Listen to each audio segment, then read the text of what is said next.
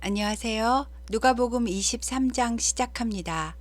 22장 마지막에 금요일 새벽에 산헤드린 공회원들이 신성 모독죄로 예수는 사형죄에 해당한다고 판결한 후 23장에 아직도 새벽인데 로마 총독 빌라도에게로 예수님을 끌고 가서 고발합니다. 고발 죄목은 세 가지: 백성을 미혹했다, 가이사에게 세금 바치는 것을 금했다, 자칭 왕 그리스도라고 했다 였습니다.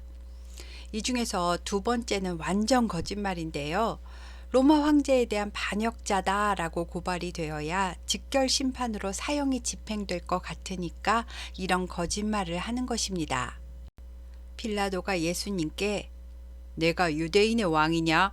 라고 묻자 예수님이 내 말이 옳도다 라고 대답하십니다. 아마도 당신이 판단하시오 라는 의미가 아닐까 생각되는데요. 빌라도도 예수님에 대한 소문은 들어서 알고 있었던 것 같습니다. 그래서 빌라도가 대제사장과 무리에게 이 사람에게는 죄가 없도다 라고 말을 하니 펄쩍 뛰면서 아닙니다. 이 자는 갈릴리에서부터 시작하여 여기까지 와서 백성을 소동하게 한 자입니다. 라고 주장합니다. 빌라도는 갈릴리 사람이라고? 갈릴리는 분봉왕 헤롯의 관할이다. 마침 그가 예루살렘에 와 있으니 이 자를 헤롯에게로 데려가라 라고 지시했습니다. 마침 예루살렘에 왔다가 예수를 보게 된 헤롯은 무척 기뻐했다는데요. 죽은 사람도 살린다는 예수의 소문을 들었기 때문에 무엇이나 이적 행하는 것을 볼까 하고 내심 기대를 했기 때문이었습니다. 그래서 여러 가지 말로 질문을 했지만 예수님은 아무런 대답도 하지 않으셨고 대제사장들은 이 자가 자기가 왕이라고 했다면서 힘써 헤롯에게 고발을 했습니다. 헤롯은 군인들에게 이 자가 왕이라고 하니 왕답게 번쩍거리는 옷을 좀 입혀줘라 하면서 희롱을 하고 화려한 옷을 걸치게 한 다음 빌라도에게 알아서 하라고 도로 보냈답니다. 빌라도는 대제사장들과 관리들과 백성들을 불러 모으고 내가 신문에 보았지만 이 자에게서 고발 내용에 대한 죄는 찾지 못하였다. 그리고 헤롯에게도 보냈지만 헤롯 또한 그렇게 하여 우리에게 도로 보내었다. 보라, 그가 행한 일은 죽일 정도까지는 아니니 이에 태형에 처한 후 풀어주겠노라 라고 했습니다. 그러자 무리가 일제히 소리를 지르면서 이 사람을 없이 하고 바라바를 우리에게 놓아주소서 라고 외치더랍니다. 바라바는 로마에 대항하여 밀란이 일어났을 때 살인죄에 연루된 사람이었답니다. 당시 명절에는 죄인 한 사람을 놓아주는 관습이 있었는데요. 예수는 십자가 처형을 하고 차라리 바라바를 놓아주라고 하는 것입니다. 빌라도는 이 사람이 무슨 악한 일을 했냐고 사형에 처할 만한 죄는 찾지 못했다고 3번이나 말했지만 사람들은 더욱더 큰 소리로 예수를 십자가에 못 박으소서 라고 성난 군중처럼 외치더랍니다. 할 수 없이 빌라도는 바라바를 놓아주고 예수님을 십자가에 못 박으라고 판결했습니다. 새벽부터 아마도 아침 8시 전까지 약 2시간 동안에 이 모든 일들이 이루어진 것으로 보고 있고요. 그 사이에 예수님은 채찍질도 당하셨습니다. 전날 유월절 만찬 이후에 아무것도 드시지 못한 예수님은 십자가를 지고 골고다 언덕으로 향하시는데요. 채찍질까지 당하셨기 때문에 기진하여 더 이상 걷지 못하고 계십니다. 예수님 뒤에는 가슴을 치며 슬피 우는 여자들의 큰 무리가 따라오고 있었는데 예수님은 그들을 보시며 예루살렘의 딸들아, 나를 위하여 울지 말고 너희와 너희 자녀를 위하여 울라. 보라, 예루살렘의 멸망의 날이 이르면 차라리 아이가 없고 잉태하지 못한 여자가 복이 있다 할 것이니 그때는 차라리 산이 무너져 한순간에 죽는 것이 나을 거라고 말할 정도로 심한 고통의 날이 될 것이다 라고 하셨답니다. 예수님이 더 이상 앞으로 나가지 못하시자 안 되겠는지 군인들은 그 옆에 아무나 잡고 예수님의 십자가를 대신 지게 했는데요. 마침 그때 구레네 사람 시몬이 지나갔는데 군인들이 그를 붙잡아 십자가를 대신 지고 골고다까지 가게 했습니다. 그리고 그날은 예수님 말고도 행악자 2명이 십자가형을 받게 되어 골고다, 즉 해골이라는 언덕에는 예수님이 가운데 달리시고 각각 좌편과 우편에 행악자들이 달리게 되었습니다.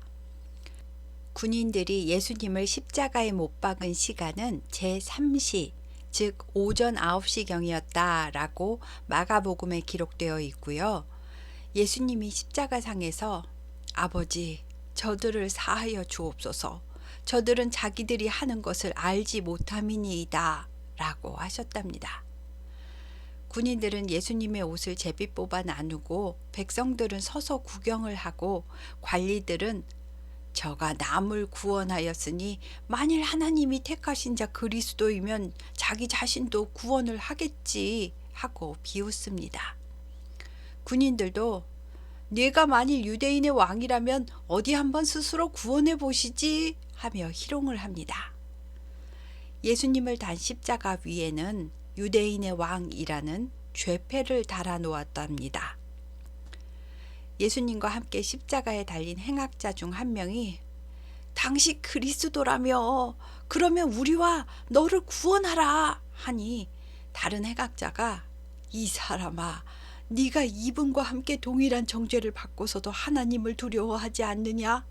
우리는 우리가 행한 일에 대한 우리의 죄값대로 보응을 받는 것이니 당연하지만 이분이 행한 일은 옳지 않은 것이 없느니라 하며 꾸짖으면서 예수님에게 예수여 당신의 나라에 임하실 때에 나를 기억하소서라고 하더랍니다. 이 사람은 마지막 순간이지만 자신의 죄를 깨닫고 회개하고 있습니다. 예수께서 내가 진실로 네게 이르노니 오늘 내가 나와 함께 낙원에 있으리라 하셨답니다.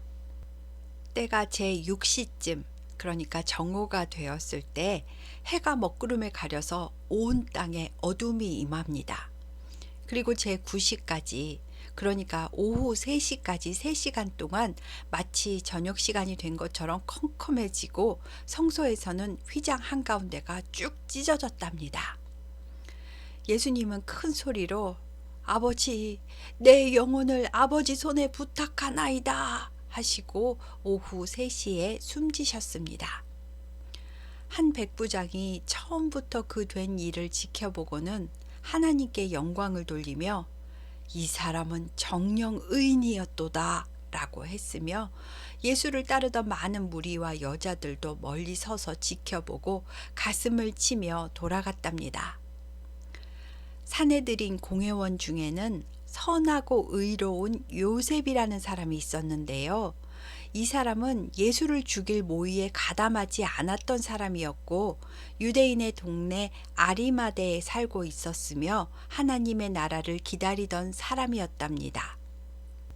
이 아리마대 사람 요셉이 빌라도에게 찾아가서 예수님의 시체를 달라고 요청하여 허락을 받아 예수님의 시체를 십자가에 내려 세마포로 싼 다음 아직 아무도 장사하지 않은 바위를 판 새 무덤에 넣어두었답니다. 그리고 이날은 준비일이요 안식일이 거의 되었더라 라고 했는데요. 그렇다면 예수님이 제자들과 유월절 만찬을 하신 날은 안식일 하루 전날이면서 유월절 하루 전날이었을 것 같습니다. 금요일 해가 지면서부터가 안식일의 시작이니까요. 유월절이 안식일과 겹친 그 해에 유월절 양을 잡는 시간에 예수님이 속죄 양으로 모든 인류의 죄를 지고 우리 대신 달려 돌아가신 겁니다. 갈릴리에서부터 예수님과 함께 온 여자들은 아리마대 사람 요셉을 따라 무덤까지 가서 무덤 위치와 그 시체를 어떻게 두었는지 보고 향품과 향유를 준비하러 돌아갔답니다. 유대인들은 안식일에는 아무것도 하지 않습니다. 그래서 계명을 따라 안식일에 쉬었다라는 설명을 끝으로 23장이 끝납니다. 다음은 24장입니다. 안식 후 첫날 새벽에 라는 시간 설명으로 시작하는데요. 안식일은 금요일 해질 때부터 토요일 해질 때까지이고 안식 후 첫날이란 일요일을 말합니다. 그러니까 일요일 새벽에 라는 뜻이고 여자들은 준비한 향품을 가지고 예수님의 무덤을 찾아갔습니다. 그런데 굳게 닫혀 있던 돌문이 굴러져 옮겨 있는 겁니다. 여자들이 무덤에 들어가 보니 예수님의 시체가 보이지 않았고 근심하며 서 있는 그 순간 찬란한 옷을 입은 두 사람이 나타났습니다. 여자들은 두려워서 얼굴을 땅에 대고 엎드렸고 두 천사가 말하기를 어찌하여 살아있는 자를 죽은 자 가운데서 찾느냐. 그는 여기 계시지 않고 살아나셨느니라. 갈릴리에 계실 때에 너희에게 어떻게 말씀하셨는지를 기억하라. 인자가 죄인의 손에 넘겨져 십자가에 못 박히고 제3일에 다시 살아날 거라고 하시지 않았느냐 라고 일러줍니다. 여자들은 예수님이 하셨던 말씀을 기억하고 아 진짜 살아나셨구나 하면서 무덤에서 돌아가 11사도와 다른 사람들에게 알렸습니다. 이 여자들은 막달라 마리아와 요한나와 야고보의 모친 마리아였고 또 그들과 함께한 다른 여자들도 있었답니다. 여자들의 말을 들은 사도들은 그들의 말이 허탄한 듯이 들려서 믿지 않았다는데요. 그래도 베드로는 일어나 무덤에 달려가서 동굴 무덤 안을 들여다보았고 시체가 없고 세마포만 보이는 것을 직접 확인했습니다. 그런데 베드로는 이 일을 놀랍게만 여길 뿐 믿어지지는 않았는지 그냥 놀랍게 여기며 집으로 돌아갔답니다. 그리고 그날에 엠마오로 가는 두 제자에게 예수님이 나타나시는데요. 예수님을 따르던 사람 중에 사도는 아니지만 글로바라는 사람이 있었고 요한복음 19장에 보면 예수님의 십자가 죽음을 지켜보던 여자 중에 글로바의 아내 마리아라는 이름이 나오는 것으로 볼 때 예루살렘에서 약 25리쯤 되는 거리에 엠마오라는 마을로 가는 두 사람은 글로바와 그의 아내 마리아일 것 같습니다. 이들은 자기 마을에 있는 자기 집으로 가면서 예수님에 대한 이야기를 하고 있었는데 예수님이 가까이 오셨답니다. 하지만 이들은 눈이 가리어져서 예수님인 줄을 알아보지 못했다고 하는데요. 예수님이 너희가 무슨 이야기를 하며 가고 있느냐? 라고 묻자 두 사람이 속상한 마음에 슬픈 빛을 띠고 머물러 서서 그중 글로바라는 사람이 당신은 아무것도 모르십니까? 나사렛 예수의 일입니다. 그는 하나님과 모든 백성 앞에서 말과 일에 능하신 선지자이거늘 우리 대제사장들과 관리들이 사형 판결에 넘겨주어 십자가에 못 박았습니다. 우리는 이 사람이 이스라엘을 속량할 자라고 바랐었는데 사흘 전에 십자가 처형으로 죽었습니다. 그런데 어떤 여자들이 오늘 새벽에 무덤에 갔다가 그의 시체는 보지 못하고 와서는 그가 살아나셨다고 말해주는 천사들의 나타남을 보았다고 전했습니다. 그래서 우리와 함께 한 자 중에 두어 사람이 무덤에 가서 과연 여자들이 말한 바와 같이 무덤이 비어 있는 것을 확인했으나 예수님은 보지 못했다고 합니다. 라고 말했습니다.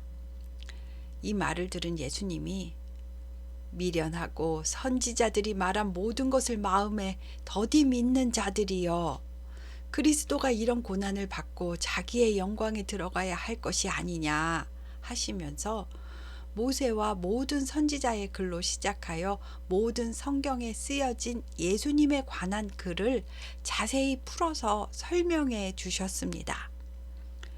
엠마오 마을에 다 도착해 갈 때에 두 제자가 날이 기울었으니 우리 집에 가서 유하고 가시라고 강권하여 예수님은 그 부부의 집으로 함께 들어가셨습니다. 두 제자가 식사를 준비해 오자 예수님은 떡을 가지사 축사하시고 떼어 주셨는데요. 그 순간 갑자기 부부의 눈이 밝아져서 예수님! 하는 순간 예수님이 사라지셨답니다. 글로바와 그의 아내는 그분이 길에서 우리에게 말씀하시고 우리에게 성경을 풀어주실 때에 우리 속에서 마음이 뜨거웠었지 하면서 그 저녁에 바로 일어나서 다시 예루살렘에 있는 11 제자들이 있는 방으로 갔습니다. 그 방에 있던 자들이 주께서 과연 살아나셨소. 시몬에게 보이셨다 합니다. 라고 말하자 글로바 부부도 우리도 길에서 예수님을 만났습니다. 처음에는 알아보지 못했고 말씀이 어떻게 성취된 건지 설명해 주셨습니다. 그리고 우리 집에 가서 떡을 떼어 축사하실 때 우리가 알아보았지만 갑자기 사라지셨습니다. 라고 말해 주었습니다. 그런데 글로바가 이 말을 할 때에 예수님이 나타나십니다. 너희에게 평강이 있을지어다 라고 말씀하시면서 나타나셨습니다.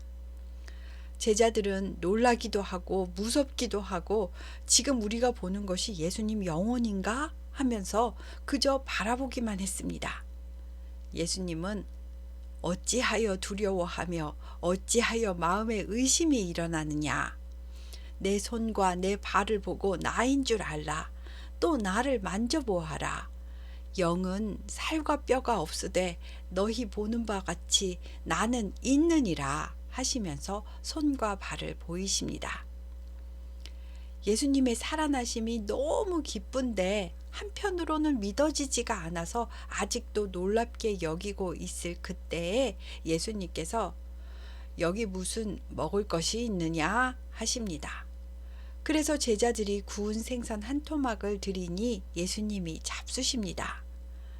그래도 다들 아무 말도 못하고 그저 예수님 얼굴을 바라보고만 있는데 예수님께서 얘들아, 내가 너희와 함께 있을 때에 모세의 율법과 선지자의 글과 시편에 나를 가리켜 기록된 모든 것들이 이루어져야 한다고 말했었잖니 하시면서 제자들의 마음을 여시고 성경을 깨닫게 해 주셨답니다. 성경에 예언된 메시아에 대한 예언의 말씀들이 예수님의 모든 삶을 통해서 완전히 성취되었다는 것을 말씀해 주시고 제자들이 깨닫도록 해주셨다는 말입니다. 그리고 예레미야 31장에 새 언약에 관한 예언이 있지, 또 미가서 4장 2절의 예언이 그리스도가 고난을 받고 제3일에 죽은 자 가운데서 살아날 것에 대한 예언이며 예수의 이름으로 죄사함을 받게 하는 회개가 예루살렘에서 시작하여 모든 족속에게 전파될 것이 기록된 것이다. 너희는 이 모든 일들을 나와 함께 겪고 보았으니 모든 일의 증인이니라 라고 하셨습니다. 또 볼지어다 내가 내 아버지께서 약속하신 것을 너희에게 보내리니 너희는 위로부터 능력으로 입혀질 때까지 이 성에 머물라 하셨습니다. 그리고 그들을 데리고 베다니 앞까지 나가사 손을 들어 제자와 따르는 무리를 축복하시면서 하늘로 올려지십니다. 그래서 예수님이 승천하시는 모습까지 다 함께 보게 되었습니다. 사도들과 예수를 따르는 무리는 큰 기쁨으로 예루살렘에 돌아갔고 늘 성전에서 하나님을 찬송했답니다. 예수님께서 성령을 보내실 텐데 그 성령이 위로부터 능력으로 입혀질 때까지 예루살렘에 머물라고 하셨으니까 예수를 따르는 사람들은 성전에서 기도하고 마가의 다락방에 모여 함께 숙식하면서 예수님이 말씀하신 그 때를 기다리고 있는 모습으로 누가복음이 끝납니다. 그리고 이 누가의 글은 사도행전으로 이어지는데요. 사도행전은 예수님이 승천하시는 날 이야기부터 누가복음 마지막 장과 연결되어 시작합니다. 예수님을 따르는 증인의 삶은 위로부터 성령이 입혀져야 가능한 것 같습니다. 누가복음에는 언급하고 있지 않지만 가룟 유다는 예수님 처형 직후에 죄책감으로 자살해서 현재 사도는 11명이고요. 엠마오로 가는 두 제자와 같이 예수를 따르던 다른 제자들도 꽤 많이 있었다는 것을 알 수 있습니다. 오늘은 23장과 24장을 했고요. 누가복음이 다 끝났습니다. 지금까지 누가복음 들어주셔서 감사합니다.